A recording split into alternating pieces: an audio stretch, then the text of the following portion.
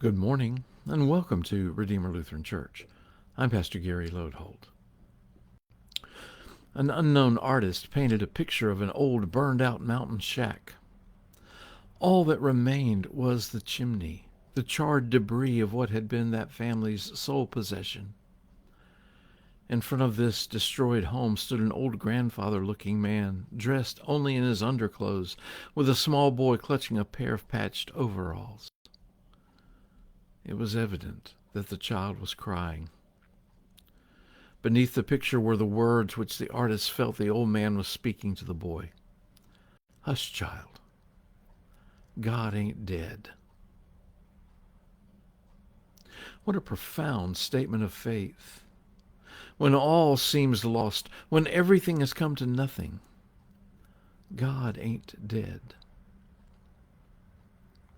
This week and next week, as we follow Mother's Day, we are looking at mothers in the Bible, some who were bad and some who were good. Yesterday we looked at Jezebel, and even if you missed it, you know she wasn't a good example.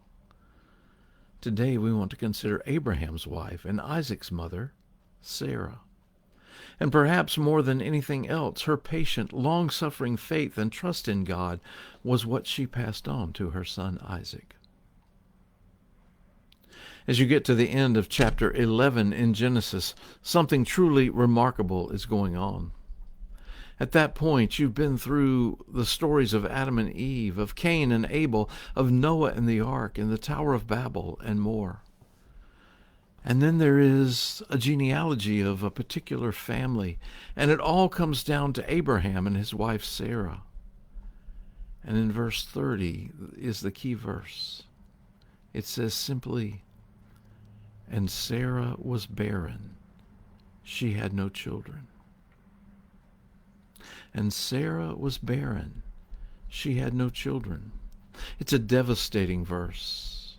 All this that has gone on, everything that has come before, has now come to nothing, to no future.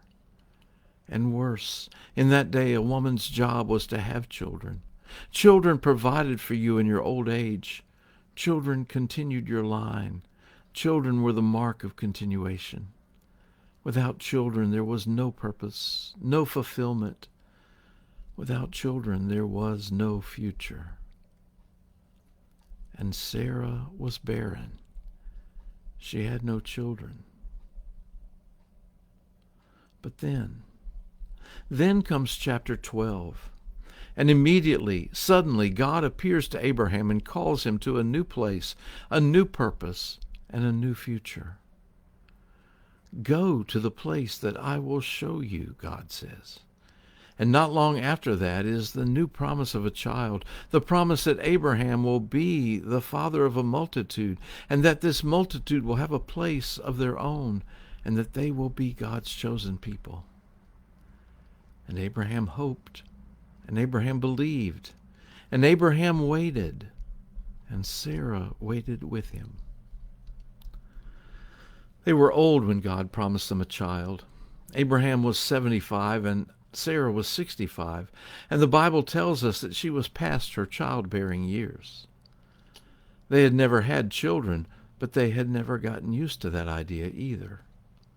But more importantly, God chose Abraham and promised him a son and more. You will be the father of a great multitude, God told him. And Abraham dared to believe. When Sarah heard it, she thought the idea was so ludicrous that she burst out laughing. But maybe, too, in her laughter there was just a little bit of nervous hope as well. After all, God just might do a miracle. Well, a baby born to a couple in their 60s and 70s wasn't a big enough miracle for God. People might just say Sarah's pregnancy at 65 was odd, but natural. And God wanted to leave no doubt when it happened that God was behind it. And so God waited for 25 years. Abraham and Sarah waited those 25 years too, waiting for this promise from God to come true. And when Abraham was 100 years old and Sarah was 90, it did. And that's what happens over and over in Genesis. When human efforts have come to an end and all seems lost, when there is nowhere to turn and no way out, when we've come to the end of the road and there's just no way forward, when Sarah is barren and there is no future, suddenly God is there, and God does a new thing. And God gives us a promise. God gives us a place with God. God gives us hope. God gives us a future. And just like that, when we were trapped in our world of sin, when we were people walking in darkness who needed a great light, when all our efforts to save ourselves were fruitless and had come to nothing, suddenly God